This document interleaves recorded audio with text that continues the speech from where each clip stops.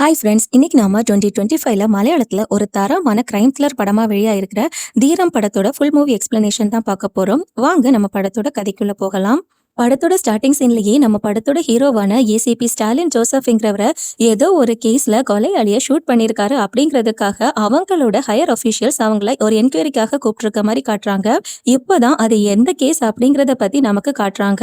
2024வது வருஷம் ஏப்ரல் 7ஆம் தேதி ஒரு கார் பார்க்கிங் ஏரியால ஜான்ங்கிற ஒரு பையன் இறந்து கிடக்கிறத காட்டுறாங்க. என்ஜினியரிங் காலேஜ்ல படிச்சுக்கிட்டு இருக்க ஒரு ஃபைனல் இயர் ஸ்டூடெண்ட் இவன். அவனோட டெட் பாடிக்கு பக்கத்துல அவனை கொலை பண்றதுக்காக யூஸ் பண்ண கத்தி இருக்கு. ஜானுக்கு பக்கத்துல ஒரு ஜெபமாலையும் கிடக்குது.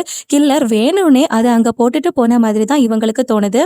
இது மட்டும் இல்லாம இந்த ஜானோட டெட் பாடியில இருந்து ஒரு பொண்ணோட முடியும் கிடைச்சிருக்கு.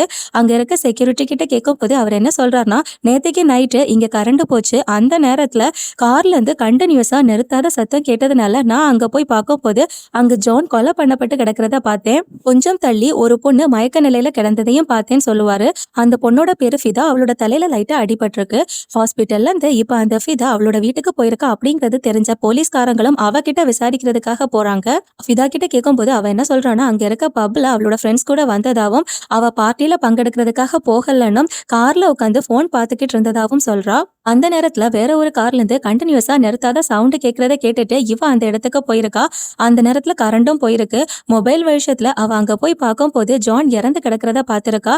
பயந்து போன அவ திரும்பி ஓடும் போது அங்க இருந்த தூண்ல தலை இடிச்சு கீழே விழுந்து மயக்க நிலைமைக்கு போயிருக்கா. ஆனா இந்த ஃபிதா சொல்ற எதையுமே போலீஸ்காரங்க நம்பவே மாட்டேங்கிறாங்க. அதே நேரத்துல அன்னைக்கு நைட்டு ஜார்ஜ்ங்கிற ஒரு பையன் நல்ல சரக்கடிச்சிட்டு வண்டி ஓட்டுனதுக்காக அவனை போலீஸ்காரங்க ஸ்டேஷனுக்கு கூட்டிட்டு வந்திருக்காங்க. இந்த ஜார்ஜ் நம்ம ஹீரோவோட பிரதர். அதாவது நம்ம ஹீரோவோட அப்பாக்கு வேற ஒரு பொண்ணு கூட தொடர்பு வந்து அவங்க கூட உருவான குழந்தை தான் இந்த ஜார்ஜ். நம்ம ஹீரோவோட அப்பா இறந்து போனதுக்கு அப்புறமா தான் நம்ம ஹீரோக்கு இப்படி ஒரு பிரதர் இருக்கிறதே தெரிய வந்திருக்கும். கொலை பண்ணப்பட்ட ஜானோட கேஸ இப்ப கமிஷனர் நம்ம ஹீரோ கிட்ட ஒப்படைச்சிருக்காரு. நம்ம ஹீரோ எஸ்ஐய கூட்டிட்டு அந்த இடத்துக்கு விசாரிக்கிறதுக்காக போறாரு. ஜானோட டெட் பாடிக்கு பக்கத்துல பாதி எரிஞ்ச நிலையில இருந்த ஒரு சிகரெட்டும் இவங்களுக்கு கிடைச்சிருக்கு. அதுல ஜானோட பிளட் ஸ்டெயினும் இருக்கு. அது மட்டும் இல்லாம அதுல லிப்ஸ்டிக்கும் இருந்திருக்கு. லிப்ஸ்டிக் இருந்ததுனால கில்லர் ஒரு லேடியா இருக்கலாம் அப்படின்னு சொல்லி நினைக்கிறாங்க. ஆனா ஜானோட பாடியில இருந்து கிடைச்ச ஹேர் சாம்பிளும் ஜானோட பாடியில இருக்கிற ஃபிங்கர் பிரிண்ட்ஸும் இந்த ஃபிதாங்கிற பொண்ணோடது. அதனால இப்ப திரும்பவும் இவங்க ஃபிதா கிட்ட விசாரிக்கிறதுக்காக போறாங்க. இந்த நேரத்துல நம்ம ஹீரோவோட கேள்விகளுக்கு முன்னாடி ஃபிதா உண்மைகள் எல்லாத்தையுமே ஓப்பனா சொல்றா. ஃபிதா நேரமே சொன்ன மாதிரி அவ பார்க்கிங் ஏரியால கார்ல இருந்து மொபைல் பார்த்துக்கிட்டு இல்ல, ஃப்ரெண்ட்ஸ் கூட அவளும் பப்புக்கு போயிருக்கா. அந்த பார்ட்டிக்கு இடையில தான் அவ இந்த ஜானுங்கிற பையனை பார்த்திருக்கா. டக்குன்னு பார்த்தப்போ அவங்க ரெண்டு பேருக்கும் ஒரு அட்ராக்ஷன் ஆயிருக்கு. அதனால அவங்க ரெண்டு பேரும் தனியா டைம் ஸ்பெண்ட் பண்றதுக்காக பார்க்கிங் ஏரியாவுக்கு வந்திருக்காங்க. அங்க வச்சு வேற ஒரு காரோட சத்தத்தை கேட்டுதான் அது என்னன்னு சொல்லி பாக்குறதுக்காக இந்த ஜான் வெளியே போயிருக்கான். அந்த நேரத்துல கரண்டும் போயிருக்கு. ஜானை காணலன்னு சொன்னதுனால இந்த ஃபிதாவும் அவனை தேடி போகும் போது அங்க ஜான் கொலை பண்ணப்பட்டு கிடக்கிறத பாக்குறா. அதை பார்த்து பயந்து போன அவளும் ரிட்டர்ன் ஓடுறதுக்காக பார்க்கும் போதுதான் அவளோட தலை தூண்ல இடிச்சு அந்த இடத்துலயே மயங்கி விழுந்திருப்பா. ஆனா ஜானை யாரு கொலை பண்ணான்னு சொல்லி அவ பார்க்கல. இப்ப போலீஸ்காரங்களும் ஜானை பத்தி இன்னும் விசாரிக்கும் போது ஜானுக்கு எதிரா ஒரு ஸ்டேஷன்ல ராதிகாங்கிற ஒரு பொண்ணு கேஸ் கொடுத்ததை கண்டுபிடிக்கிறாங்க. அதனால இப்ப போலீஸ்காரங்களும் ராதிகாவை கூப்பிட்டு விசாரிக்கும் போது ராதிகாவும் தான் ஒரு காஃபி ஷாப் நடத்திக்கிட்டு இருக்கிறதாவும் கொஞ்ச நாட்களுக்கு முன்னாடி ஜான் கிரண்னு ஒரு பையனை அங்க வச்சு அடிக்கிறதுக்காக ட்ரை பண்ணிருக்கான். ஏதோ ஒரு பெண்ணோட பேரை சொல்லிதான் அவங்க ரெண்டு பேருக்குள்ள சண்டை நடந்திருக்கு. இப்படி அவங்களுக்குள்ள நடந்த சண்டையில காஃபி ஷாப்ல இருந்த பல பொருட்களை அவங்க அடிச்சு நொறுக்கி இருக்காங்க. அதனாலதான் ராதிகா அன்னைக்கு ஜானுக்கு எதிராக ஸ்டேஷன்ல கம்ப்ளைண்ட் கொடுத்திருக்காங்க. அதனால இப்ப போலீஸ்காரங்களும் அன்னைக்கு ஜான் கூட சண்டை போட்ட கிரனோட டீடைல்ஸை தேடி எடுக்கிறாங்க. இவங்க ரெண்டு பேரும் ஒரே இன்ஜினியரிங் காலேஜ் ஸ்டூடெண்ட்ஸ். காலேஜுக்கு பக்கத்துல வாடகைக்கு ஒரு வீடு எடுத்து தான் இவங்க ரெண்டு பேரும் வாழ்ந்துகிட்டு இருந்திருக்காங்க. ஜான் இறந்ததுக்கு அப்புறமா இந்த கிரணை காணவே இல்லை. இவங்க வாடகைக்கு தங்கியிருந்த அந்த வீட்டுக்கு நம்ம ஹீரோ போய் பார்க்கும் போது அந்த வீடு பூட்டப்பட்டிருக்கு. அங்க இருந்து போறதுக்காக நம்ம ஹீரோ ரெடி ஆகும் போது அங்க இருக்க லெட்டர் பாக்ஸ்ல ஒரு லெட்டர் வந்து இருக்கிறத நம்ம ஹீரோ பாக்குறாரு. அதை ஓபன் பண்ணி பார்க்கும் போது அதுல செவத்துல எழுதியிருக்க ஏதோ ஒரு சென்டென்ஸை யாரோ போட்டோ எடுத்து போஸ்ட் பண்ணியிருக்காங்க. அந்த சென்டென்ஸ்ல என்ன எழுதியிருக்குன்னா, ஜான் உன்னை என்னோட கோபம் தீர்ற வரைக்கும் குத்தி குத்தி கொலை பண்ணுவேன். ஜானை கொன்னது அப்புறமா தான் அவன் தங்கி இருந்த இந்த வாடகை வீட்டுக்கு இந்த லெட்டர் வந்திருக்கு. அந்த போட்டோ ஃப்ரேமை பார்த்ததும் நம்ம ஹீரோக்கு புரிய வருது, பழைய ஏதோ இன்ஸ்டன்ட் கேமரால தான் அந்த போட்டோவை எடுத்திருக்காங்கன்னு. அங்க கட் பண்ண அந்த பக்கம் செல்வி ஸ்ரத்தா ரெண்டு பொண்ணுங்களை காட்டுறாங்க. இதுல ஸ்ரத்தா ஒரு ஜேர்னலிஸ்ட். அந்த ஜானோட மர்டர் கேஸை இந்த ஸ்ரத்தா ரொம்ப இன்ட்ரெஸ்டிங்கா இன்வெஸ்டிகேட் பண்ணிக்கிட்டு இருக்காங்க. ஜானோட இறப்புக்கு அப்புறமா அடுத்த சனிக்கிழமை ஏப்ரல் 14ஆம் தேதி இன்னொரு மரணத்தை போலீஸ்காரங்க கண்டுபிடிக்கிறாங்க. அது கிரணோட மரணம் தான். சென்ட் ஜோசப்ங்கிற சர்ச்சுக்கு பக்கத்துல தான் இந்த கிரண் சூசைட் பண்ண நிலைமையில போலீஸ்காரங்க பாத்திருக்காங்க. கிரணோட பாடிக்கு கீழே ஒரு பாட்டில்ல கொஞ்சம் தண்ணி இருக்கு. அந்த பாட்டில்ல நம்ம போலீஸ்காரங்க லேப்ல இன்வெஸ்டிகேட் பண்றதுக்காக கொடுத்திருக்காங்க. ஜானை கிரண் கொன்னதுக்கு அப்புறமா அவன் சூசைட் பண்ணிருக்கலாம் அப்படின்னு சொல்லி போலீஸ்காரங்க ஃபர்ஸ்ட் சந்தேகப்படுறாங்க. ஆனா ஜானோட மரணத்துக்கு அப்புறமா வீட்டுக்கு வந்த அந்த போட்டோல இருக்கிற ஹேண்ட் ரைட்டிங் கிரணோடது கிடையாது. அதனால கிரண் ஜானை கொலை பண்ணிருப்பான்னு சொல்லி சந்தேகப்படவும் முடியாது. ஒருவேளை கிரணோடதும் ஒரு சூசைடா இருக்க வாய்ப்பு இருக்காது, அது ஒரு மர்டரா கூட இருக்கலாம் அப்படின்னு சொல்லி நம்ம ஹீரோ சந்தேகப்படுறாரு. நம்ம ஹீரோவோட அந்த சந்தேகம் சரியா இருக்கு. என்னன்னா கிரணையும் அந்த கில்லர் தான் கொலை பண்ணிருக்காங்க. கிரணோட டெட் பாடிக்கு கீழே இருந்த அந்த பாட்டில்ல இருந்த ஃபிங்கர் பிரிண்ட்ஸும் அந்த ஜானோட கிரைம் நடந்த இடத்துல இருந்து கிடைச்ச ஃபிங்கர் பிரிண்ட்ஸ்லயும் ஒரு ஃபிங்கர் பிரிண்ட் மேட்ச் ஆகுது. அப்போ ஜானை கொன்ன அதே கில்லர் தான் இந்த கிரணையும் கொலை பண்ணிருக்காங்க. கிரணோட வீட்டுக்கு போய் விசாரிக்கும் போது தான் அப்படி கிரணோட அப்பா நம்ம ஹீரோ கிட்ட வீட்டுக்கு வந்த ஒரு போஸ்டை கொண்டு போய் கொடுப்பாங்க. ஜான் இறந்ததுக்கு அப்புறமா ஒரு போஸ்ட் வந்திருக்கோம் இல்லையா, அதே மாதிரியான ஒரு போட்டோ தான் இது. ஜான் உன்னை கொன்னதுக்கு அப்புறமா கிரணையும் நான் கொல்லுவேன் அப்படின்னு தான் அந்த போட்டோல எழுதியிருக்கு. இப்போ இந்த ஜானோடையும் கிரணோடையும் மர்டர் கேஸ்ல 3 விஷயங்கள் சேமா இருக்கு. அதாவது இவங்க 2 பேரும் ஒரே இன்ஜினியரிங் காலேஜ்ல படிச்சிருக்காங்க. 2 மரணத்துக்கு அப்புறமும் இந்த போட்டோஸ் அவங்களுக்கு போஸ்டா வந்திருக்கு. இது மட்டும் இல்லாம இந்த 2 மரணமும் நடந்தது சாட்டர்டே. கில்லனுக்கு ஒரு பேட்டர்ன் இருக்கு. சாட்டர்டே தான் அவன் கொலை பண்றதுக்காக சூஸ் பண்றான். ஜான் கொலை பண்ணப்பட்டதுக்கு அப்புறமா அந்த ஏரியால இருந்த ஒரு சிசிடிவி ஃபுட்டேஜ்ல இருந்து இவங்களுக்கு கில்லரோட ஒரு விஷுவல்ஸ் கிடைச்சிருக்கு. பார்க்கிங் ஏரியால செக்யூரிட்டி சொன்னதை வச்சு ஜான் இறந்த நேரத்துல அங்கிருந்து ஒரு ஆள் ஹுட்டி இட்டுட்டு போற மாதிரி அந்த செக்யூரிட்டி பார்த்திருப்பாரு. அதே மாதிரி ஹுட்டி போட்ட ஆளை தான் இந்த சிசிடிவி விஷுவல்லையும் இப்போ தெரியுது. இது ஒரு சீரியல் கில்லரா இருக்கலாம்னு சொல்லி நம்ம ஹீரோ சந்தேகப்படுறாரு. அதே சமயம் கில்லர் அடுத்த சாட்டர்டே அவங்களோட அடுத்த இறைய தேடி அவங்களோட வீட்டுக்கு போறாங்க. தீபக்ங்கிறது தான் அவரோட பேரு. ஒரு எம்எல்ஏவோட பையன் தான் இவன் ட்ரக்ஸ் எல்லாத்தையுமே இல்லீகலா கடத்துறதையும் அது அதிகமா யூஸ் பண்ணவும் செய்வான். அப்படி இப்போ இவன் கிட்ட கொஞ்சம் ட்ரக்ஸை கொடுத்துட்டு ஒரு இடத்துல ஒப்படைக்கணும் அப்படின்னு சொல்லி அவனோட கொஞ்சம் ஃப்ரெண்ட்ஸ் வந்திருக்காங்க. அந்த நேரத்துல கில்லர் இந்த தீபக்கை கொலை பண்றதுக்காக அங்க வந்திருப்பாங்க. இருந்தாலும் இவனோட ஃப்ரெண்ட்ஸ் இவன் கிட்ட ட்ரக்ஸை கொடுத்ததுனால இந்த தீபக் அந்த ட்ரக்ஸை எடுத்துட்டு வெளியே போனதுனால கில்லர் அவனை ஃபாலோ பண்ணி பேக்ல இருந்து போய்கிட்டு இருக்காங்க. போலீஸ்காரங்க எல்லா சிசிடிவி கேமராஸையும் செக் பண்ணிக்கிட்டு இருக்காங்க. எல்லா இடத்துலயும் பேட்ரோல் பயங்கர ஸ்ட்ராங்கா இருக்கு. வண்டி எல்லாத்தையுமே செக் பண்ணிக்கிட்டு இருக்கும் போது இந்த தீபக் ஒரு இடத்துலயுமே வண்டியை நிறுத்தாம ஸ்பீடா ஓட்டிட்டு போறான். எம்எல்ஏயோட பையன் சொல்லி அங்க இருக்க மத்த போலீஸ்காரங்க எல்லாம் சொல்லுவாங்க. இருந்தாலும் வண்டி நிறுத்தாம போறது சரி கிடையாது அப்படின்னு சொல்லிட்டு கொஞ்சம் போலீஸ்காரங்க இந்த தீபக்கோட வண்டியை ஃபாலோ பண்ணிட்டே போவாங்க. ஆனா போலீஸ்காரங்களுக்கு முன்னாடி இந்த தீபக்கோட வண்டியை ஒரு 2 வீலர் ஃபாலோ பண்ணிட்டு போய்கிட்டு இருக்கு. அதுல ஹுட்டி போட்ட ஒரு ஆள் தான் போறாங்க. கொஞ்சம் தூரம் கழிச்சு இந்த போலீஸ்காரங்க ஒரு விஷயத்த பாக்குறாங்க. இந்த தீபக் வண்டியை விட்டுட்டு எங்கேயோ போயிருக்கான். அவனோட வண்டியில இருந்து ட்ரக்ஸை இவங்க கைப்பற்றிட்டாங்க. போலீஸ்காரங்க பிடிப்பாங்கன்னு சொல்லி அவன் பயந்து போய் ட்ரக்ஸை அங்க போட்டுட்டு அங்க இருந்து தப்பி ஓடி போயிருப்பான்னு சொல்லி தான் போலீஸ்காரங்க ஃபர்ஸ்ட் நினைக்கிறாங்க. ஆனா இந்த போலீஸ்காரங்களை பார்க்காம கில்லர் இந்த தீபக்கோட வாயை பொத்தி பிடிச்சு வேற ஒரு சைடுக்கு மாத்தி நிறுத்தி இருக்கிறத இவங்க யாரும் பார்க்கல. அங்க கட் பண்ணா இப்ப அடுத்த நாள் காலையில தீபக்கோட வீட்டுல இருக்க லெட்டர் பாக்ஸ்லயும் மத்தவங்களுக்கு வந்தது மாதிரி ஒரு போட்டோ போஸ்டா வந்திருக்கு. அன்னைக்கு காலையில நம்ம ஹீரோ வீட்டுல இருந்து இந்த கேஸ பத்தின டீட்டெயில்ஸ் எல்லாத்தையுமே படிச்சுட்டு இருக்கும் போதுதான் சர்ச்சில இருந்து நம்ம ஹீரோவோட அம்மாவும் சகோதரியும் ரிட்டர்ன் வராங்க. அவங்க அம்மாவோட கையில ஒரு ஜெபமாலை இருக்கு. அதை பார்த்த நம்ம ஹீரோக்கு இப்போ டவுட் வருது. அதாவது அந்த ஜானோட டெட் பாடிக்கு பக்கத்துல இருந்து இதே மாதிரியான ஒரு ஜெபமாலையை தான் இவங்க பார்த்திருப்பாங்க. சோ அதனால இது எங்க இருந்து கிடைச்சது அப்படின்னு சொல்லி நம்ம ஹீரோ அவங்க அம்மா கிட்ட கேட்கும் போது சென்ட் ஜோசப் சர்ச்சுக்கு பக்கத்துல இருக்க ஒரு கடையில இருந்து தான் இது கிடைச்சது. அவரு சொந்த கையால அதை உருவாக்குறாரு அப்படின்னு சொல்லி அவனோட அம்மா சொல்லுவாங்க. அதனால இப்ப நம்ம ஹீரோ நேரா சர்ச்சு பக்கத்துல இருக்க அந்த கடைக்கு போய் விசாரிப்பாரு.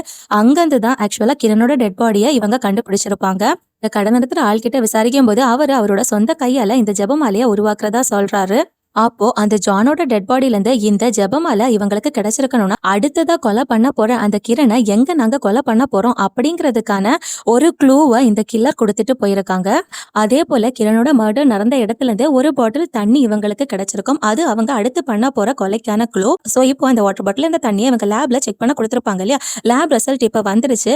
அந்த லேப் ரிசல்ட்டை வச்சு பார்க்கும்போது இவங்க ஊர்ல உள்ள ஒரு கெமிக்கல் ஃபேக்டரிக்கு பின்னாடி ஒரு ஆறு ஓடிக்கிட்டு இருக்கும். அங்க உள்ள தண்ணி அது அப்படிங்கிறது இவங்களுக்கு தெரிய வருது. அப்போ கண்டிப்பா அடுத்த டெட் பாடி இந்த ஆத்துக்குள்ளதான் இருக்கும் அப்படின்னு சொல்லி நம்ம ஹீரோ நினைக்கிறாங்க.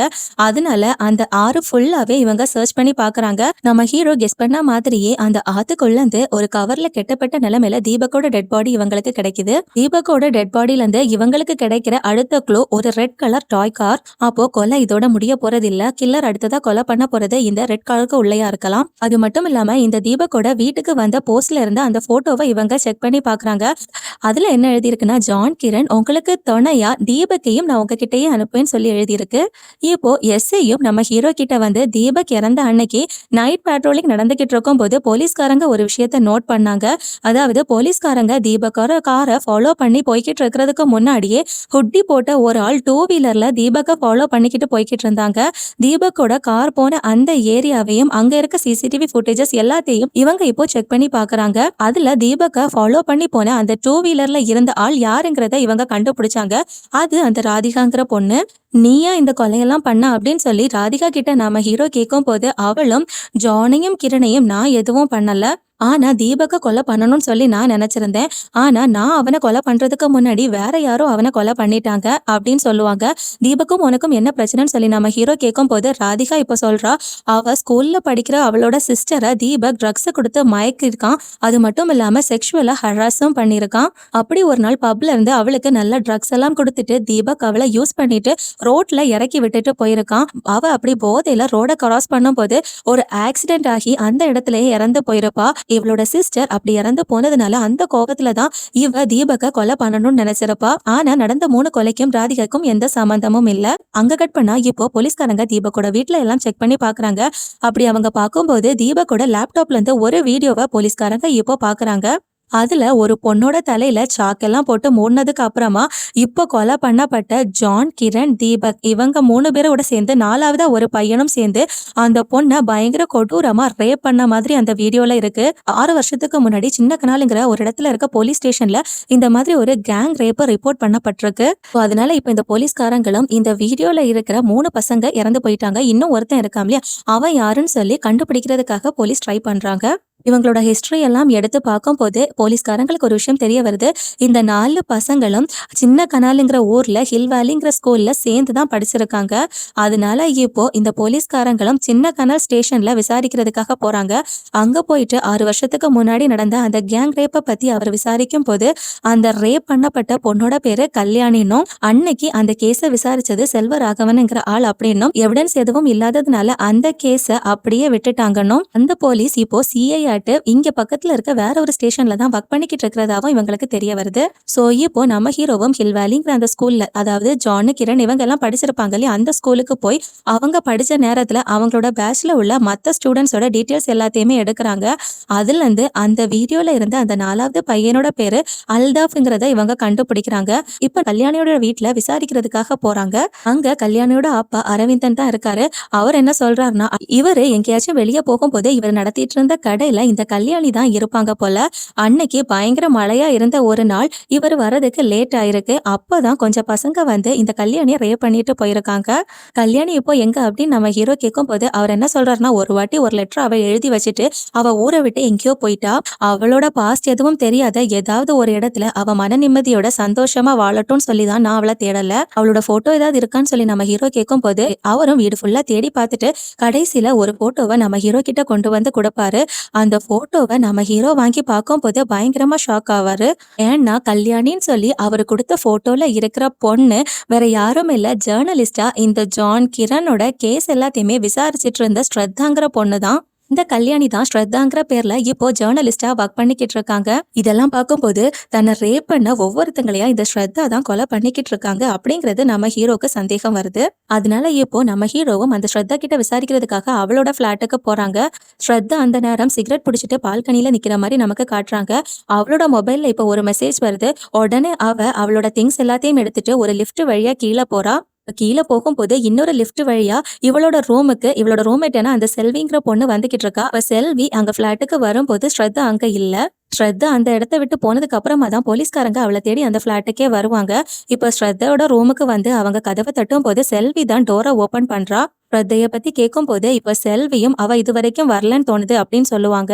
ஸ்ரத்தையோட உண்மையோட பேரு கல்யாணினும் அவளோட உண்மையான பாஸ்ட பத்தி உனக்கு ஏதாவது தெரியுமான்னு சொல்லி செல்வி கிட்ட கேட்கும் போது அவளும் இல்ல, அவ என்கிட்ட எதுவும் சொல்லல, அவளோட பாஸ்ட பத்தி எல்லாம் எனக்கு வேற எதுவும் தெரியாது அப்படின்னு இந்த செல்வி சொல்லுவா. என்ன ஆனாலும் அடுத்ததான் அந்த கல்யாணி கொலை பண்ண போறது அல்தாஃப்ங்கிற பையனை தான் அப்படின்னு சொல்லி நம்ம ஹீரோ சந்தேகப்படுறாரு. அதனால இவங்க அல்தாஃப கஸ்டடியில எடுக்கிறாங்க. கொஞ்சம் வருஷத்துக்கு முன்னாடி நீங்க ரேப் பண்ண கல்யாணி உங்களோட ஃப்ரெண்ட்ஸ் எல்லாரையுமே கொலை பண்ணிட்டா, அடுத்ததா ஒன்ன தான் கொலை பண்ண போறா அப்படின்னு சொல்லி நம்ம ஹீரோ அந்த அல்தாஃப் கிட்ட சொல்லும்போது அவன் கொஞ்சம் பயப்படுறான். ஆனாலும் இந்த அல்தாஃப்க்கு போலீஸ் கஸ்டடியில இருக்கிறதுல சுத்தமா விருப்பம் இல்ல. சோ அவனோட அப்பாவோட இன்ஃப்ளூயன்ஸை யூஸ் பண்ணி அவன் போலீஸ் கஸ்டடியில இருந்து வெளியில வரான். ஆக்சுவலா அல்தாஃப் இந்த போலீஸ் கஸ்டடியில இருந்து வெளியே போனாலுமே போலீஸ்காரங்க அவனை ஃபாலோ பண்ணிக்கிட்டு தான் இருக்காங்க. அல்தாஃப் இப்போ அவனோட ஃப்ரெண்ட்ஸோட ரூமுக்குள்ள போறான். அதனால போலீஸ்காரங்களும் இப்போ வெளியில வெயிட் பண்ணிக்கிட்டு இருக்காங்க.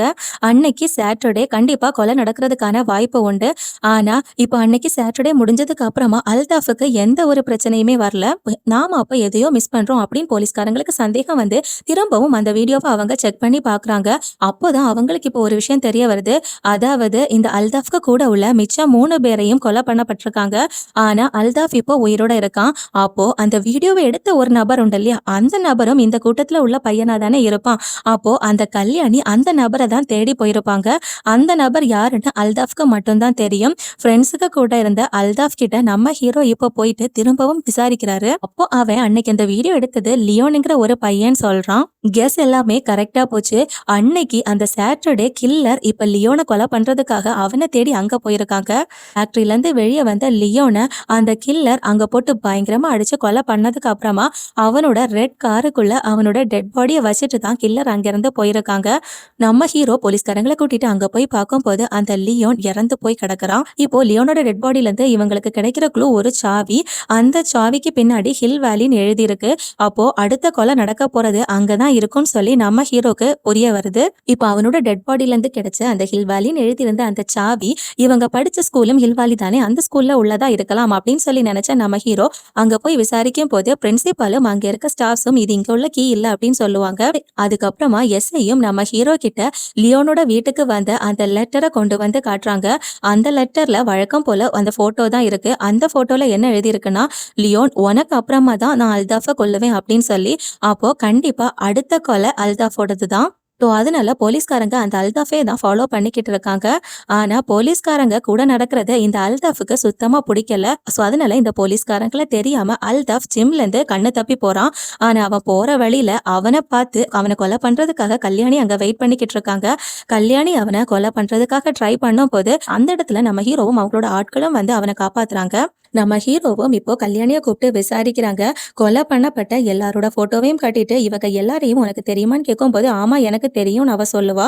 அந்த வீடியோல உள்ளது நீதானா அப்படின்னு சொல்லி கேட்கும்போது ஆமா நான் தான் அப்படின்னு சொல்லி அவ ஒத்துக்கிறா. அப்போ 4 பேரையும் கொலை பண்ணது நீதானா அப்படின்னு சொல்லி கேட்கும்போது அவளும் ஆமா நான் தான் கொலை பண்ணேன் அப்படின்னு சொல்லி ஒத்துக்கிறா. என்னோட வாழ்க்கையை கெடுத்தவங்களை நான் இந்த மாதிரி பண்ணேன் அப்படின்னு சொல்லுவா. அப்போ நம்ம ஹீரோவும் ஒன்னு அவங்க கெடுத்த நேரத்துல சாக்கு வச்சு உன்னோட தலைய மூடி வச்சிருந்தாங்க. அப்போ அவங்க யாரோட ஃபேஸையுமே நீ பார்க்கல. அப்ப எப்படி இவங்க தான் உன்னை ரேப் பண்ணாங்க அப்படிங்கிறத நீ சொல்ற அப்படின்னு கேட்கும்போது அவளுக்கு அதுக்கான பதில் இல்ல.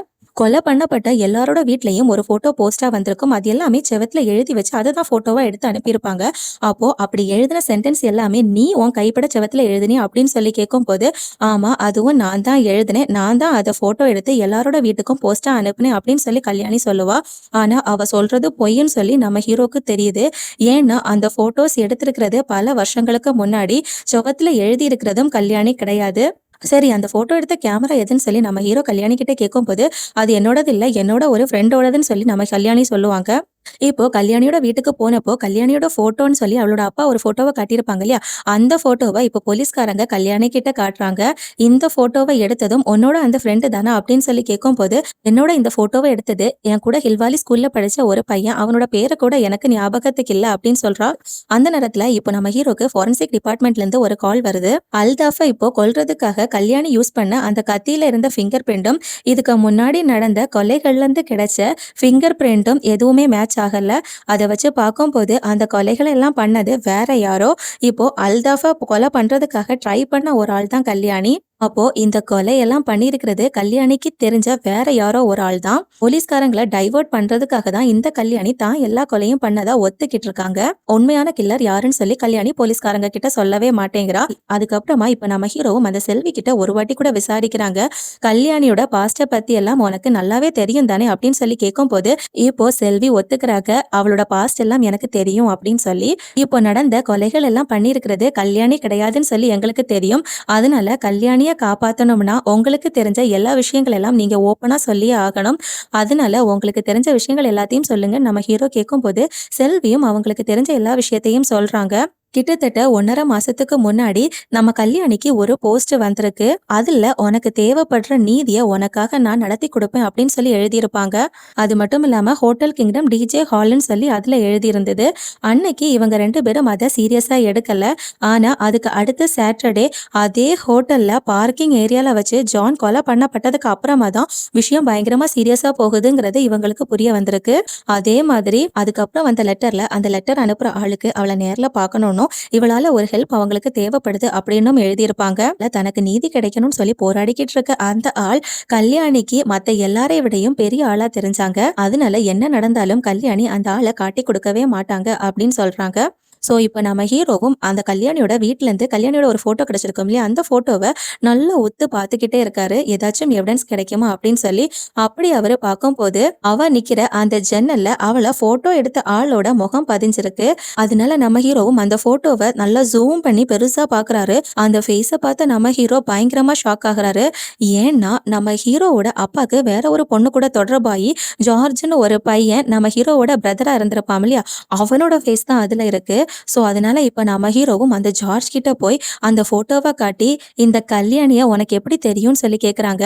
கூடவே கொலை பண்ணப்பட்ட ஜானை பற்றியும் கிரணா பற்றியும் கேட்கும் போது இந்த ஜார்ஜ் என்ன சொல்றான்னா, இவங்க எல்லாரையுமே எனக்கு தெரியும், எல்லாருமே என்னோட கிளாஸ்மேட்ஸாக இருந்தாங்க, ஆனால் என்னோட ஃப்ரெண்ட்ஸ் கிடையாது அப்படின்னு சொல்லுவான். இதுக்கு முன்னாடி அந்த ஹில்வேலிங்கிற ஸ்கூலில் அவன் படிச்சுக்கிட்டு இருக்கும் போது அவனோட அப்பா அவனுக்கு ஒரு இன்ஸ்டன்ட் கேமரா வாங்கி கொடுத்துருப்பாரு. சாட்டர்டே மட்டும்தான் அந்த ஸ்கூல்லேருந்து இவங்களுக்கு வெளியே போக முடியும். அப்படி அவன் வெளியே போகும்போது எல்லாருக்கும் ஃபோட்டோஸ் எடுத்து கொடுக்கறது வழக்கமாக இருந்திருக்கும். அப்படி அவன் ஒரு நாள் ஃபோட்டோஸ் எடுத்துக்கிட்டு இருக்கும் போது கல்யாணி அந்த வழியாக வந்திருப்பா. அவளும் இந்த ஜார்ஜ் கிட்ட என்ன ஒரு ஃபோட்டோ எடுத்து கொடுப்பியான்னு சொல்லி கேட்டிருப்பா. அதனால அங்கே வச்சு தான் இந்த ஜார்ஜ் கல்யாணிக்கு அந்த ஃபோட்டோவை எடுத்து கொடுத்துருப்பான். அந்த ஃபோட்டோ எடுத்த அதே கேமரால தான் சுவரில் எழுதியிருந்த அந்த சென்டென்ஸ் எல்லாத்தையுமே ஃபோட்டோ எடுத்திருக்கோம். அதனால அது எல்லாத்தையுமே நீயா ஃபோட்டோ எடுத்த அப்படின்னு சொல்லி கேட்கும்போது ஜார்ஜும் ஃபோட்டோஸ் எடுத்தது நான் தான், ஆனா சுவர்ல எழுதியிருக்க எதுவுமே கல்யாணி எழுதினது கிடையாது, அது எல்லாம் எழுதினது நர்மலுங்கிற பையன் தான். அவனோட ரூம்ல எழுதியிருந்த அந்த சென்டென்ஸ் எல்லாத்தையுமே வார்டன் சொன்னதுனால தான் நான் போட்டோ எடுத்தேன் அப்படின்னு இந்த ஜார்ஜ் சொல்லுவான். அப்ப அந்த நர்மல் யாருன்னு சொல்லி நம்ம ஹீரோ கேட்கும் போது இந்த நர்மல் அதே ஹில்வேலி ஸ்கூல்ல போர்டிங்ல படிக்கிற ஒரு பையன் தான் அப்படின்னு இந்த ஜார்ஜ் சொல்லுவான். அப்பா இறந்ததுக்கு அப்புறமா நிறைய கடன்கள் பிரச்சனைகள் அப்படியெல்லாம் ஆனதுனால அவனோட அம்மா தனியா ஸ்ட்ரகிள் பண்ணிக்கிட்டு இருந்திருப்பாங்க. அவனோட அம்மாக்கு பல ஆட்கள் கூட ரிலேஷன்ஷிப் உண்டுன்னு சொல்லி ஊர்ல உள்ள நிறைய பேர் பேச ஆரம்பிச்சாங்க. அப்பாவோட மரணமும் அம்மாவை பத்தி ஊர்ல உள்ளவங்க பேசுறதும் கேட்டு இந்த நர்மலுக்கு ரொம்பவே ஃபீல் ஆயிருக்கு. அவன் ரொம்பவே டிப்ரெஷன்ல இருந்திருக்கான். எப்பவும் எங்கேயாச்சும் போய் தனியா இருப்பான். அவனை அந்த போர்டிங்ல பயங்கரமா டார்ச்சர் பண்ணது இந்த ஜானும் அவனோட ஃப்ரெண்ட்ஸ் கேங்கும் தான். கிடைக்கிற எல்லா இடத்துலயுமே அவங்க இந்த நர்மலை டார்ச்சர் பண்ணிக்கிட்டே இருந்தாங்க. இதெல்லாம் பார்த்தும் கூட அந்த வார்டன் அவங்க கிட்ட தட்டி கேட்கவே இல்லை. ஏன்னா இந்த வார்டன் ஜானுக்கும் அவனோட ஃப்ரெண்ட்ஸுக்கும் சப்போர்ட் பண்ணிக்கிட்டு இருந்தாரு. தன்னை டார்ச்சர் பண்ற பசங்களை எதுவும் பண்ண முடியலையே அப்படிங்கிற கோவத்துல தான் அவங்கள பத்தி அந்த நர்மல் சுவத்துல எல்லாம் எழுதி வச்சிருந்திருப்பானா இருக்கலாம். நர்மலை இந்த பசங்க எல்லாம் டார்ச்சர் பண்றத அவன் நிறைய பேர்கிட்ட சொல்லி இருப்பான். ஆனா யாருமே அவன் சொல்றத நம்பி இருக்க மாட்டாங்க. டிப்ரெஷனும் கொஞ்சம் மென்டல் இஷ்யூஸும் இருக்கிறதுனால அவன் சொல்றதெல்லாம் பொய் எண்ணம், தேவையில்லாம ஒவ்வொரு விஷயங்களை தானே உருவாக்கி சொல்றான் அப்படின்னு சொல்லி எல்லாருமே சொல்லுவாங்க. வார்டன் உட்பட எல்லாருமே அவனுக்கு எதிராக பேசினதுனால பிரின்சிபாலும் இந்த நர்மலை நம்பி இருக்க மாட்டாரு. அதனால இந்த பிரச்சனைகள் எல்லாத்தையுமே தன்னோட அம்மா கிட்ட சொல்லணும்னு சொல்லி நர்மல் பல தடவை அவனோட அம்மாக்கு கால் பண்ணியிருப்பான். ஆனா அவனோட அம்மா நான் கொஞ்சம் பிஸி, உனக்கு அப்புறமா கால் பண்றேன், கொஞ்ச நாள் நீ எங்க அட்ஜஸ்ட் பண்ணி நில்லு அப்படின்னு சொல்லியிருப்பாங்க. அவனோட பிரச்சனைகளை ஒன்றும் கேட்கறதுக்கு அவனோட அம்மாவான விமலாங்கிற லேடி எப்பவுமே ட்ரை பண்ணதே கிடையாது. கொஞ்ச நாள் கழிஞ்சதுக்கு அப்புறமா அவனுக்கு இந்த மாதிரி மென்டல் இஷ்யூஸ் இருக்குன்னு சொல்லி அவனை ஸ்கூல்ல இருந்து வெளியே அனுப்பிட்டாங்க. அவனோட அம்மாவான விமலா தான் அவனை அங்கிருந்து கூட்டிட்டு போயிருப்பாங்க. அதுக்கப்புறமா அவனுக்கு என்ன நடந்ததுன்னு சொல்லி இந்த ஜார்ஜுக்கு எதுவுமே தெரியாது. ஆனா இந்த நர்மல் சாதாரண பசங்கள மாதிரியெல்லாம் கிடையாது. அவன் ஒரு பையனா இருந்தாலும் அவனுக்குள்ளாடி ஒரு பொண்ணோட மனசுதான் இருந்தது. இப்படி எல்லா விஷயத்தையும் ஜார்ஜ் சொல்லும் போது கல்யாணிக்கு கூட ஹெல்ப் பண்ற அந்த 2வது கில்லர் அந்த நர்மலுங்கிற பையனா இருக்கலாம் அப்படின்னு சொல்லி நம்ம ஹீரோ இப்ப சந்தேகப்படுறாரு. இப்ப அன்னைக்கு சாட்டர்டே, அதனால கொஞ்சம் போலீஸ்காரங்க அல்தாஃபோட வீட்டுக்கு வெளியில தான் அவனுக்கு பாதுகாப்புக்காக இருக்காங்க. கில்லர் எப்படியானாலும் அவனை கொலை பண்ண வருவாங்க அப்படின்னு சொல்லி இவங்களுக்கு நல்லாவே தெரியும். ஆனா இந்த போலீஸ்காரங்களோட கண்ணை தப்பி இந்த அல்தாஃப் அவனோட கேர்ள் ஃப்ரெண்ட் கூட அவனோட அப்பாவோட ரிசர்ட்டான ஹில் வேலிக்கு போறான். அவன் கண்டினியூஸா பொண்ணுங்கள கூட்டிட்டு இந்த ரெசார்ட்டுக்கு வாரது வழக்கமான ஒரு விஷயம். இப்போ அவன் ரெசார்ட்டுக்கு போனதும் அந்த கேர்ள் ஃப்ரெண்ட் ஃப்ரெஷ் ஆகுறதுக்காக பாத்ரூமுக்கு போன நேரத்துல கில்லர் அந்த இடத்துக்கு வந்து இந்த அல்தாஃபை கொலை பண்ண ட்ரை பண்ணியிருக்காங்க. ஃப்ரெஷ் ஆக போன கேர்ள் ஃப்ரெண்ட் வெளியே வரும்போது பாக்குறது கில்லர் இந்த அல்தாஃபோட கழுத்தை அறுக்கிறத பாக்குறாங்க. லியோனை கொலை பண்ணதுக்கு அப்புறமா அவனோட டெட் பாடிக்கு பக்கத்துல ஹில்வாலிங்கிற பேர்ல ஒரு சாவிய கில்லர் போட்டுட்டு போயிருப்பாங்க இல்லையா, அது இந்த ரெசார்ட்டோட கீ தான். இப்போ இந்த அல்தாஃப் கொலை பண்ணப்பட்டிருக்காம் இல்லையா, இந்த மரண விஷயத்த தெரிஞ்சு போலீஸ்காரங்க அந்த ரெசார்ட்டுக்கு வராங்க. அல்தாஃபோட கேர்ள் ஃப்ரெண்ட் அந்த கில்லரை பார்த்திருப்பாங்க. ஸோ அதனால அவளை வச்சு போலீஸ்காரங்க ஒரு ஸ்கெட்சை வரைய ட்ரை பண்றாங்க. அதே சமயம் இப்போ கல்யாணி கிட்ட போயிட்டு போலீஸ்காரங்க இந்த அல்தாஃபோட மரணத்தை பத்தி சொல்றாங்க. அது மட்டும் இல்லாம அந்த நர்மலுங்கிற பையன் யாருன்னு சொல்லியும் விசாரிக்கிறாங்க. இப்போ கல்யாணி நர்மலை பத்தி சொல்றாங்க. அப்பா இல்லாத நேரத்துல இந்த கல்யாணி தானே அவங்க அப்பாவோட கடையை நடத்திக்கிட்டு இருப்பாங்க. அப்படி இருக்கும் போது ஒரு நாள் நர்மல் அந்த கடைக்கு வந்து அங்க இருக்க வளை பொட்டு எல்லாத்தையுமே பார்த்துக்கிட்டு நின்றுட்டு இருந்திருப்பான். அவனுக்கு அதெல்லாம் பாக்குறதுக்கு கொஞ்சம் பிடிச்சிருக்கும். ஆக்சுவலா அவனோட உள்ளுக்குள்ள அவன் பொண்ணு மாதிரி ஃபீல் பண்ணிருப்பான் இல்லையா, அதனால அப்படி போக போக கல்யாணியும் நிர்மலும் க்ளோஸ் ஃப்ரெண்ட்ஸா மாறுறாங்க. ஒரு நாள் இவங்க 2 பேரும் சேர்ந்து ஒரு இடத்துக்கு போய்கிட்டு இருக்கும் போது ஜானும் அவனோட ஃப்ரெண்ட்ஸும் இவங்க போற வழியை தடுத்து நிறுத்தி இவங்க 2 பேரையும் டார்ச்சர் பண்ணிருக்காங்க. கடுப்பான கல்யாணியும் அவங்களோட முகத்துல பயங்கரமா பலார்னு ஒரு அறை அரைஞ்சிருப்பாங்க. சோ அதனால இந்த ஜானும் அவனோட ஃப்ரெண்ட்ஸும் வேணும்னே ஒரு தக்க சமயத்துக்காக வெயிட் பண்ணிக்கிட்டு இருந்திருப்பாங்க. அப்படி நல்ல மழை பெஞ்சுக்கிட்டு இருந்த ஒரு நாள் கல்யாணி கடையில தனியா இருக்காங்கிறது தெரிஞ்சு அந்த இடத்துக்கு இந்த ஜானும் அவனோட ஃப்ரெண்ட்ஸும் போயிருப்பாங்க. அவங்க கடைக்கு பின்னாடி வழியா போய் அவளோட தலையில சாக்க போட்டு மறைச்சு அவளை உள்ள கொண்டு போய் கொடூரமா ரேப் பண்ணிருப்பாங்க. அப்போ அங்க கல்யாணிய பாக்குறதுக்காக கடை பக்கமா நர்மல் வந்திருப்பான். அப்போ கடைக்குள்ள இருந்து ஜானும் அவனோட ஃப்ரெண்ட்ஸும் கல்யாணிய கெடுத்துட்டு அங்கிருந்து வெளியே இறங்கி போறதை இந்த நர்மல் பார்த்திருப்பான். கல்யாணியோட நிலைமைய பார்த்து நர்மல் ரொம்பவே ஃபீல் பண்ணிருப்பான். நல்லா அழுதுட்டு அந்த இடத்துல இருந்து ஓடி போயிருப்பான். அதுக்கப்புறமா நர்மலுக்கு என்ன நடந்துச்சுன்னு சொல்லி எனக்கு தெரியாதுன்னு கல்யாணி சொல்றாங்க. கில்லர் இதோட கொலையை நிறுத்த போறதில்ல. அல்தாஃபோட டெட் பாடியில இருந்து அவங்களுக்கு ஒரு வாட்ச் கிடைச்சிருக்கு. அதுல டைம் 12:13 சொல்லி இருக்கு. அப்போ அடுத்த கொலை நடக்க போறதுக்கான க்ளூவை தான் அந்த கில்லர் கொடுத்துட்டு போயிருக்காங்க. அல்தாஃபோட வீட்லயும் ஒரு லெட்டர் வந்திருக்கு. அதுல இருந்த போட்டோல என்ன எழுதியிருக்குன்னா, எல்லாத்துக்கும் காரணமா இருந்த இந்த ஆளையும் நான் கொல்லுவேன் அப்படின்னு சொல்லி யாரோ ஒருத்தங்களோட பேரை நிர்மல் அதுல எழுதியிருப்பான். ஆனா அத அவன் கட் பண்ணிருப்பான். அதனால கடைசியா அவன் யார கொல்ல போறத பத்தி எழுதியிருக்கான்னு சொல்லி இவங்களுக்கு எதுவும் புரியல. இப்ப போலீஸ்காரங்களும் அவன் அடுத்ததா கொல்ல போறது இவங்களையா இருக்கலாம்னு சொல்லி 2 பேரை சந்தேகப்படுறாங்க. ஒண்ணு அவன் படிச்ச காலேஜ்ல உள்ள பிரின்சிபல், இன்னொன்னு கல்யாணியோட அந்த கேஸ் நடத்தின அந்த போலீஸ்காரரா இருக்கலாம் அப்படின்னு. இப்படி இவங்க சந்தேகப்படுறதுனால அந்த காலேஜ்ல உள்ள பிரின்சிபல் கிட்ட போயிட்டு நம்ம ஹீரோ பயங்கரமா விசாரிக்கிறாரு. நிர்மல் அனுபவிச்ச விஷயங்கள் எல்லாமே தெரிஞ்சதுக்கு அப்புறமும் நீங்க ஏன் எல்லாத்தையும் மறைச்சு வச்சீங்க அப்படின்னு சொல்லி கேட்கும் போது அந்த பிரின்சிபல் இப்ப ஒரு விஷயத்த சொல்றாரு. கல்யாணியோட ரேப் கேஸ பத்தி அப்போ அந்த கேஸ விசாரிச்ச செல்வராகவன் பிரின்சிபல் கிட்ட வந்து சொல்லியிருப்பாரு. ஆனா காலேஜோட ரெப்யூட்டேஷன் அது பாதிக்கும் அப்படிங்கறதுனால அந்த கேஸ எப்படியாவது ஒதுக்கி தீக்கணும்னு சொல்லி இந்த பிரின்சிபல் அந்த போலீஸ் கிட்ட ரிக்வெஸ்ட் பண்ணிருப்பாரு.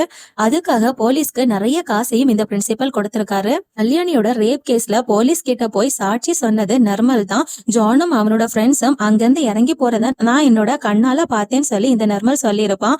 ஆனா போலீஸ்காரங்க அவன் சொன்னதை வச்சு இந்த கேஸ்ல சாட்சியா அதை சேர்க்கல. அவனை பயங்கரமா பயமுறுத்தி அங்கிருந்து அனுப்பி வச்சிருப்பாங்க. தங்களுக்கு எதிராக இந்த நர்மல் சாட்சி சொல்லியிருக்கான் அப்படிங்கறது இந்த ஜானுக்கும் அவனோட ஃப்ரெண்ட்ஸுக்கும் தெரிய வந்திருக்கும். அதனால அவங்க இந்த நர்மலை பயங்கரமா திரும்பவும் டார்ச்சர் பண்ண ஆரம்பிச்சிருப்பாங்க. அந்த கோவத்துலதான் இவங்க எல்லாரையும் கொலை பண்ணுவேன் அப்படின்னு சொல்லிட்டு நர்மல் அவனோட ரூம்ல உள்ள சுவத்துல எல்லாம் எழுதி வச்சிருப்பான். இந்த விஷயத்த வார்டன் பார்த்துட்டு வார்டன் பிரின்சிபல் கிட்ட சொல்லியிருப்பாங்க. அப்படி பிரின்சிபலுக்கு தெரிய வரும்போது அது எல்லாத்தையும் போட்டோ எடுக்கிறதுக்காக இந்த பிரின்சிபல் தான் அந்த ஜார்ஜ் கிட்ட சொல்லியிருப்பாங்க. அப்படிதான் ஜார்ஜ் அது எல்லாத்தையும் போட்டோ எடுத்ததா சொல்லியிருப்பான். இப்ப நம்ம ஹீரோவும் ஒருவேளை கில்லரோட அடுத்த இற நீங்களா இருக்கலாம், அதனால கொஞ்சம் கவனமா இருங்க அப்படின்னு சொல்லி அந்த பிரின்சிபல் கிட்ட ஒரு வார்னிங்க கொடுத்துட்டு தான் நம்ம ஹீரோ அங்கிருந்து போவாங்க. இப்ப நம்ம ஹீரோ அந்த போலீஸ் ஆபீசர் செல்வராகவனை பாக்குறதுக்காக போறாங்க. அந்த செல்வராகவன் கிட்ட நிர்மலை பத்தி பேசும்போது அவர் என்ன சொல்றாருன்னா, அவன் அன்னைக்கே இறந்து போயிட்டானே அப்படின்னு சொல்லுவாரு. இதை கேட்ட நம்ம ஹீரோ பயங்கரமா ஷாக் ஆவாரு. அப்போ நிர்மல் அப்பவே இறந்து போயிட்டானா இப்போ இந்த கொலைகள் எல்லாம் பண்ணிக்கிட்டு இருக்கிறது யாரா இருக்கும்? சரி, நிர்மல் எப்படி இறந்து போனா அப்படின்னு சொல்லி கேட்கும் போது அங்க இருந்த ஒரு கிளாக் டவரை காட்டி அந்த கிளாக் டவருக்கு மேல இருந்து அவன் கீழே விழுந்து சூசைட் பண்ணி இறந்து போயிட்டான் அப்படின்னு சொல்லி அந்த போலீஸ் செல்வராகவன் சொல்லுவாரு. அதே சமயம் அந்த பக்கம் அந்த அல்தாஃபோட கேர்ள் ஃப்ரெண்ட் அந்த கில்லரை பாத்திருப்பாங்க இல்லையா, அவங்கள வச்சு அவங்க டிராயிங் வரைஞ்சிக்கிட்டு இருக்காங்க. இப்ப அவங்க கிட்டத்தட்ட டிராயிங்க ஃபுல்லா கம்ப்ளீட்டும் பண்ணிட்டாங்க. இப்ப இங்க நம்ம ஹீரோக்கு ஒரு சந்தேகம் இருக்கு. அப்போ முன்னாடியே நர்மல் இறந்து போயிட்டானா இந்த நர்மலுக்காக இந்த கொலைகள் எல்லாத்தையும் அவனோட அம்மாவான விமலா ஒருவேளை பண்ணிக்கிட்டு இருக்கலாம் அப்படின்னு சொல்லி சந்தேகம் வருது. நம்ம ஹீரோ கெஸ் பண்ணது கரெக்டா தான் இருக்கு. அல்தாஃபோட கேர்ள் ஃப்ரெண்ட் வரைச்ச அந்த டிராயிங்கும் நர்மலோட அம்மாவான விமலாவோட ஃபேஸ் தான். அப்பதான் உண்மையிலேயே என்ன நடந்துச்சுன்னு சொல்லி நமக்கு காட்டுறாங்க. 6 வருஷத்துக்கு முன்னாடி ஹஸ்பண்ட் இறந்து போனதுக்கு அப்புறமா பிசினஸ் எல்லாம் பொழிஞ்சு போனதுனால நம்ம விமலா ரொம்பவே கடனாளியா மாறிட்டாங்க. காசு கொடுக்கறதுக்கான ஆட்கள் எல்லாரும் காசு கேட்கறதுக்காக விமலாவோட வீட்டுக்கு வருவாங்க. உன்னால காசு தர முடியலன்னா எங்க கூட படுத்துக்கோ அப்படின்னு சொல்லி எல்லாம் பேசுவாங்க. அவளோட உடம்புல நிறைய பேர் கை வைக்கிறதும் அந்த கையெல்லாம் அவ தட்டி மாத்துறதும் கண்டினியூஸா நடந்துகிட்டே இருக்கு. ஆனா இது எல்லாத்தையுமே பார்த்த நிர்மல் கொஞ்சம் தப்பா தான் யோசிக்கிறான். அவனோட அம்மாக்கு பல ஆட்கள் கூட ரிலேஷன்ஷிப் இருக்குன்னு சொல்லி யோசிக்கிறான். நீ நினைக்கிற மாதிரி எதுவும் கிடையாது. நீ இனிமே இங்க இருந்தனா இந்த மாதிரி நிறைய விஷயங்கள் உனக்கு பார்க்க வேண்டியது வரும். அதனால நீ போர்டிங்ல நிக்கிறது தான் நல்லது அப்படின்னு சொல்லிட்டு தான் நிர்மலை போர்டிங்ல அவங்களோட அம்மா சேர்த்து விட்டுருப்பாங்க. இந்த விமலாக்கு இருந்த பிரச்சனைகளுக்கு கூட இந்த நிர்மலையும் பாக்குறதுக்கு அவங்களுக்கு அப்ப முடியாம இருந்திருக்கும். எப்போவாச்சும் மட்டும்தான் விமலா அவனை பாக்குறதுக்காக போர்டிங்க்கு போவாங்க. அப்போல்லாம் அங்க அவன் அனுபவிக்கிற ராகிங்க பத்தி நிர்மல் விமலா கிட்ட சொல்லுவான். ஆனா நீயும் என்ன இந்த மாதிரி டார்ச்சர் பண்ணாத, இதெல்லாம் கொஞ்சம் அட்ஜஸ்ட் பண்ணி வாழ்ந்துட்டு போ அப்படின்னு சொல்லி தான் எப்பவுமே விமலா நிர்மல் கிட்ட சொல்லிட்டு இருந்திருப்பாங்க. அவன் உண்மையாவே இவ்வளோ நிறைய பிரச்சனைகள் அனுபவிக்கிறாங்கிறது விமலாக்கு தெரியாம இருந்திருக்கும். மென்டல் இஷ்யூஸும் டிப்ரெஷன்ஸும் இருக்கிறதுனால தான் அவன் எப்பவும் போர்டிங்ல இருந்து வீட்டுக்கு தன்னை கூட்டிட்டு போறதுக்காக சொல்லிக்கிட்டு இருக்கான்னு தான் விமலா நினைச்சிருப்பாங்க. அன்னைக்கு கல்யாணியோட ரேப்புக்கு அப்புறம் போலீஸ்காரங்க கிட்ட போய் சாட்சியெல்லாம் சொன்னதுக்கு அப்புறமா போலீஸ்காரங்க அந்த கேஸை எல்லாம் ஒதுக்கி தீர்த்து அந்த ஜானும் அவனோட ஃப்ரெண்ட்ஸ் எல்லாரும் இவனை டார்ச்சர் பண்ணிக்கிட்டு இருந்திருப்பாங்க இல்லையா. அந்த நேரத்திலையும் கொஞ்சம் கூட இவங்களோட டார்ச்சரை அனுபவிக்க முடியாத நிர்மல் அவனோட அம்மாவை கால் பண்ணி என்னை எப்படியாவது இங்கிருந்து கூட்டிட்டு போங்கன்னு சொல்லியிருப்பான். அதே சமயம் பணம் கொடுக்க வேண்டிய ஆட்கள் எல்லாம் இந்த வீட்ல இருந்து நீ வெளியே இறங்கி ஆகணும்னு சொல்லி விமலாவை டார்ச்சர் பண்ணியிருப்பாங்க. அந்த நேரத்துல தான் நிர்மல் விமலா கிட்ட இந்த விஷயத்தையும் சொல்லியிருப்பாங்க. அதனால அந்த டென்ஷன்ல தான் விமலா அவங்களோட பையன் சொல்ற எதையுமே காது கொடுத்து கேட்கவே இல்லை. நான் உன்கிட்ட அப்புறமா பேசுறேன் அப்படின்னு சொல்லிட்டு போனை கட் பண்ணியிருப்பாங்க. காசு கொடுக்க முடியாதனால விமலாக்கு தன்னோட சொந்த வீட்டுல இருந்து வெளியே போக வேண்டிய நிலைமை வந்துச்சு. கொஞ்சம் தூரம் தள்ளி அவ ஒரு சின்ன வீடு எடுத்தா. அதுக்கு அப்புறமா அவ நிர்மலை பாக்குறதுக்காக போகும்போது நான் நிறைய ராகிங் அனுபவிக்கிறேன் அப்படின்னு சொல்லி நிர்மல் அவனோட அம்மா கிட்ட சொல்லும் போது ஹாஸ்டல்னா கொஞ்சம் ராகிங் எல்லாம் இருக்கும், அதெல்லாம் கொஞ்சம் அட்ஜஸ்ட் பண்ணி இருக்கணும்னு தான் இந்த விமலா நிர்மல் கிட்ட சொல்லியிருப்பாங்க. தன்னோட அம்மா கூட தன்னை புரிஞ்சுக்கலையே அப்படின்னு சொல்லி நிர்மல் ரொம்பவே ஃபீல் பண்ணியிருப்பான். அப்படி இருக்கும்போது ஒரு நாள் அந்த பிரின்சிபல் விமலாவை கூப்பிட்டு இனிமே நிர்மலை இங்க நிறுத்த முடியாது, இங்க இருக்க பசங்க எல்லாரும் இவனை டார்ச்சர் பண்றதுக்காக ட்ரை பண்ணாங்கன்னும் கொலை பண்றதுக்காக ட்ரை பண்ணாங்கன்னும் இவன் கண்டினியூஸா போய் சொல்லிக்கிட்டே இருக்கான். அவனோட கையிலேயே அவன் நிறைய கோடுகள் போட்டுட்டு இது எல்லாமே இவங்க பண்ணாங்கன்னு சொல்லி இவங்க டார்ச்சர் பண்றாங்கன்னு பொய்யா சொல்லிக்கிட்டு நடக்கிறான். ஆனா உண்மையிலேயே அப்படி எதுவும் நடக்கலன்னு சொல்லி வார்டனும் அங்க இருக்க மற்ற ஸ்டூடெண்ட்ஸும் என்கிட்ட ரிப்போர்ட் பண்ணாங்க. இவன் சொல்றது எல்லாமே போய் அவனுக்கு ஏதோ மென்டல் இஷ்யூஸ் இருக்கு, அதனால ஏதாச்சும் நல்ல ஹாஸ்பிட்டல்ல காட்டுங்க அப்படின்னு சொல்லிட்டு பிரின்சிபல் இந்த நிர்மலை ஸ்கூல்ல இருந்து வெளியே அனுப்பியிருப்பாங்க. வேற வழி இல்லாம விமலா நிர்மலை கூட்டிட்டு அவங்களோட வீட்டுக்கு போவாங்க. நடந்த விஷயங்கள் எல்லாத்தையும் அவனோட அம்மா கிட்ட சொல்றதுக்காக நிர்மல் ட்ரை பண்ணிருப்பான். கையில வந்த அடையாளங்கள் எல்லாம் நான் உருவாக்குனது கிடையாது, உண்மையிலேயே அவங்க பண்ணதான் அப்படின்னு இவன் எவ்வளவோ சொல்ல ட்ரை பண்ணுவான்.